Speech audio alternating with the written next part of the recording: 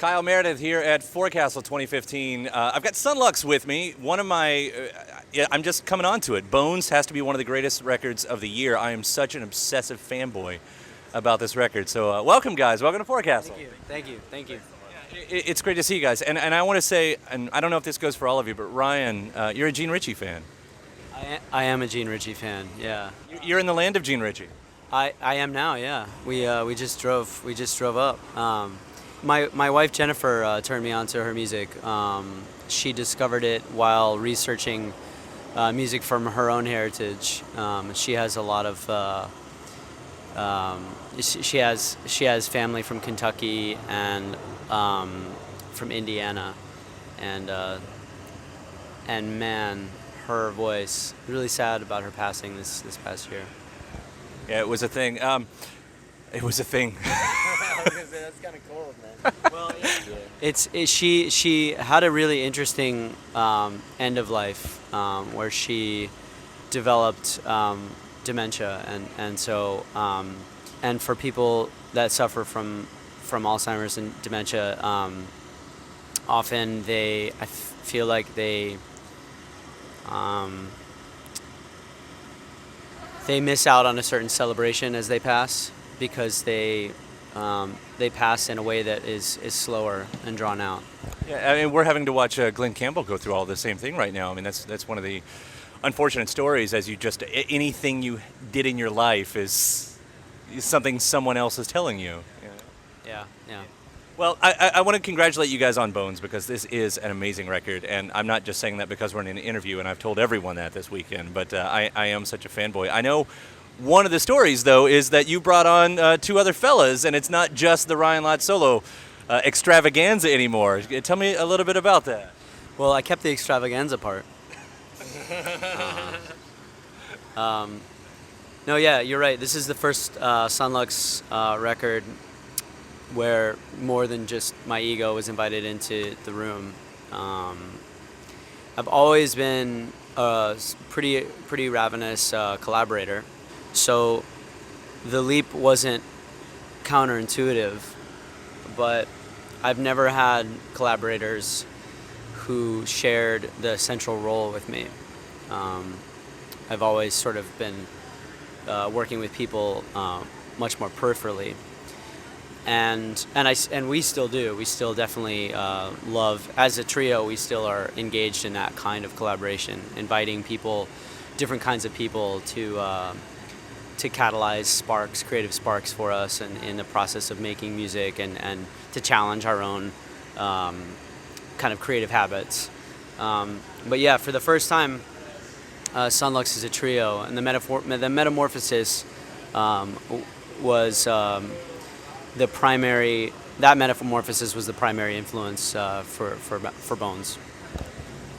With your kind of music, though, it would almost seem like you're looking for something so specific in collaborators, because this isn't your usual kind of rock and roll. You know, this isn't by the book formula. So, you know, when you're looking, I mean, for you all, did you instantly see his vision right from the beginning? I think we all share certain sort of values and things that we are drawn to in music. Definitely for me, I'm the drummer, and like between Ryan and I and Rafiq too, I would say like everyone in this band is a drummer. We're all drawn to sort of like off-kilter rhythms.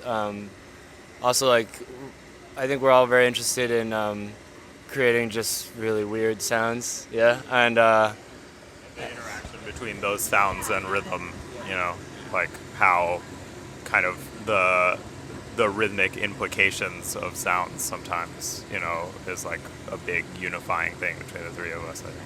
Right. So basically, what they just said is really interesting, because what your question was, I bet you're looking for something really specific in collaborators. So and why were you drawn to these guys?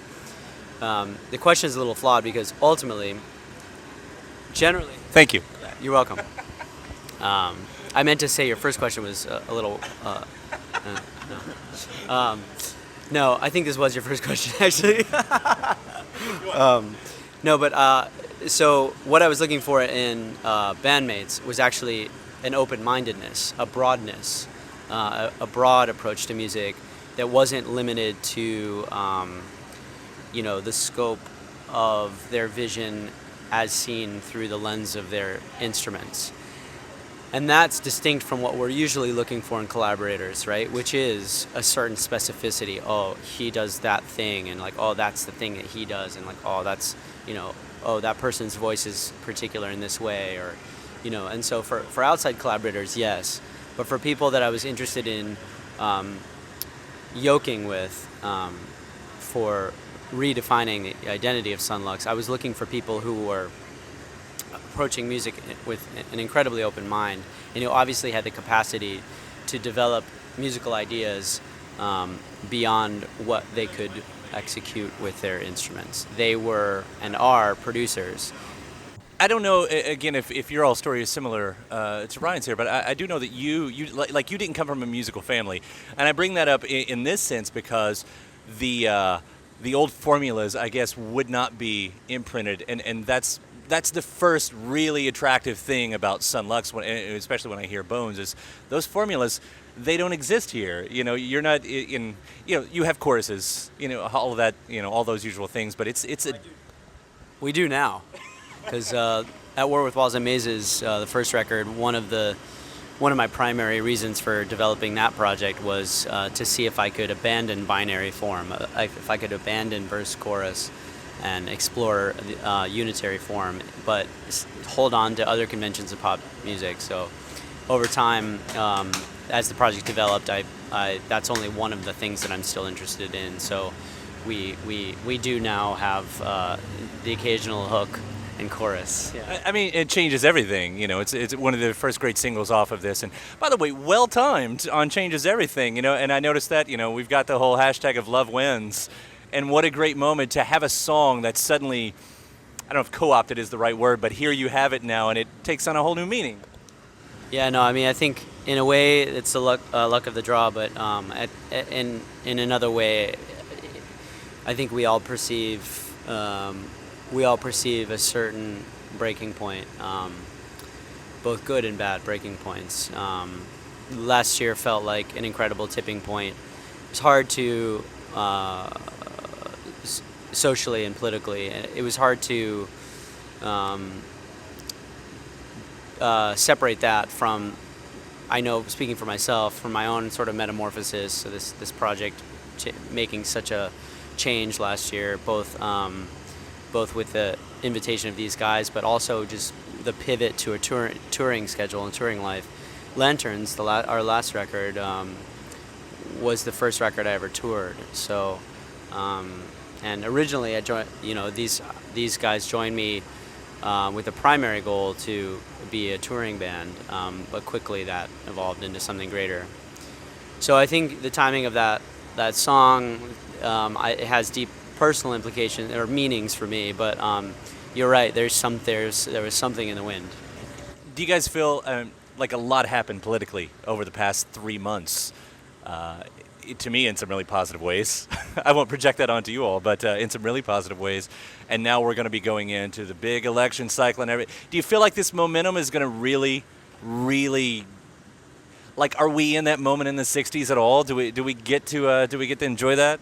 Well, I mean, I think that there was a lot of progress made in the 60s, but I think I'm also, speaking for myself anyway, concerned about some of the same things, which is like this kind of global,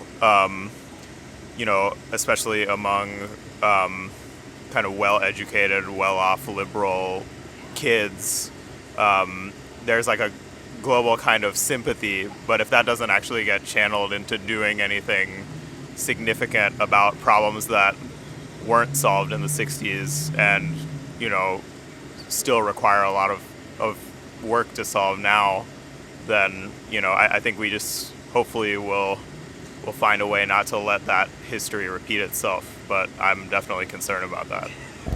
That seems to be the way it goes every time of history repeating itself. Did you have something to add to that? I think that it's tempting to get really emotional about like particular landmarks in a way that induces apathy. Like, it's tricky to avoid just being like content with the current beautiful moment and assuming that it will catalyze future change. I think ultimately the change that we want to see in the world is genuinely a daily activity and a daily fight. I share a celebration with you about a lot of the strides that we've made as a country, but we all do, no doubt we all do, and that's, I'm not saying what I'm saying to take away from that at all. I think being cautious about it, it's still. I mean, you want to hope for it, you want to push for it, but at the same, I know I get what you're saying too. Yeah, no, it's just when you put a really strong foot forward in one direction, it doesn't mean that like 10 step backwards in the other direction like should go unnoticed. So, I think while I'm really excited about this, I mean, all of us are so thrilled for the positive things that have happened in the last few months, but we're also, I think, all horrified by so many of the other things that continue to happen and that, in some cases, like, go unnoticed when we take too much of a pause to pat ourselves on the back. So I like the great balance of Sun Lux. As we wrap up, I know there are other things going out. Ryan, you've got the score to Paper Towns. That's a big thing. Yeah, it's my first studio film. Composing music for film is something like I'm definitely interested in long term, as a facet of my career personally, and that working on that film was a really cool privilege, and I sort of lucked into it, honestly. I've worked on feature films before, and last year I scored a film called Disappearance of Eleanor Rigby, which was an incredible cast, beautiful movie, high-profile actors, but it was also a really small art film. 2 pieces. Yeah, and it was in 2 parts. Yeah, originally conceived in 2 parts, and having only a single feature and a comparably small film under my belt, I really lucked out to be able to get this gig, which is a studio film. It's a film that's made by Fox, so it's not made by a bunch of investors or a bunch of creatives and then sold to a studio, but it's kind of made from the ground up studio. So it's kind of a whole different operation, and it's the kind of thing that you're supposed to have a lot of trouble being able to get. So I feel very fortunate that I got the gig, and it was a real pleasure working on the project. I really dig the cast. The director was fantastic to work with. He brought a lot of great creative ideas, and it meant a lot of work, a lot of extra work for these guys, because I composed a lot of it while we were on the road in the spring, and so these guys had to do double duty with load out and load in, and with sound check and like things that basically didn't like explicitly require me.